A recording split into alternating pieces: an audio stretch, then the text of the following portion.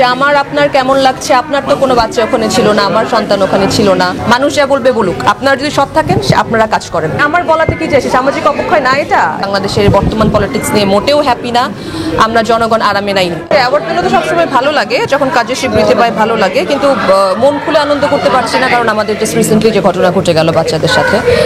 তারপরে তো আসলে জীবন বহবান, জীবন চলে, তাই আমরা এই আজকে প্রোগ্রাম অ্যাটেন্ড করতে এসেছি। বাট মন থেকে আসলে সবাই খুবই দুঃখ ভারাক্রান্ত। না, আমার কাছ থেকে তো শুধু আপনি উপর থেকে শুনবেন যে হ্যাঁ খুব কষ্ট হচ্ছে, মন খারাপ হচ্ছে, এতটুকুই। তো আমার এই কথাতে, আপনাদের এই কথাতে তো আসলে যারা গেছে তাদের কোনো যায় আসে না। হ্যাঁ, যাদের গেছে তারাই জানেন। আমার উপর থেকে কান্না, ফেসবুকে 4টা কথা লিখবো, ফেসবুক যোদ্ধা আছে আমরা যারা। আমি ওটাই বললাম যে আমার আপনার কেমন লাগছে, আপনার তো কোনো বাচ্চা ওখানে ছিল না, আমার সন্তান ওখানে ছিল না, তাই আমার আপনার কেমন লাগছে এইটাতে আসলে যারা গেছে তাদের কোনো যায় আসে না।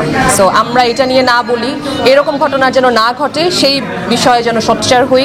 ফেসবুকে অনেক কথা বলছি আমরা, ফেসবুক যোদ্ধারা, এইটা বন্ধ করে আসলে কাজে নামতে হবে। কিভাবে নামবো জানি না, কারণ রাজনীতি যেভাবে জানিয়ে হচ্ছে, আমরা রাজনীতি নিয়ে, বাংলাদেশের বর্তমান পলিটিক্স নিয়ে মোটেও হ্যাপি না আমরা, জনগণ আরামে নাই বর্তমান রাজনীতির অবস্থা নিয়ে।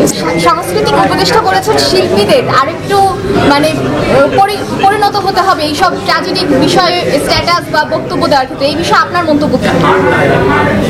আমাদের তার মতো স্ট্র্যাটেজিক হলে ভালো হয় আর কি, আমাদের অনেক বেশি স্ট্র্যাটেজিক। আচ্ছা, এই নিয়ে এটা নিয়ে কথা কেন বলছি, যে যা বলছে, যার বক্তব্য যার কাছে, আপনারা যারা আছেন আপনারা কি করছেন, আমি কি করছি, এটা হচ্ছে মূল কথা। মানুষ যা বলবে বলুক, আপনারা যদি সৎ থাকেন আপনারা কাজ করেন। আমার বলাতে কি চাইছে, সামাজিক অবক্ষয় না এটা, এটা সামাজিক অবক্ষয়। এই প্রশ্ন কেন করছেন? আমি কি বলবো সামাজিক অবক্ষয় না?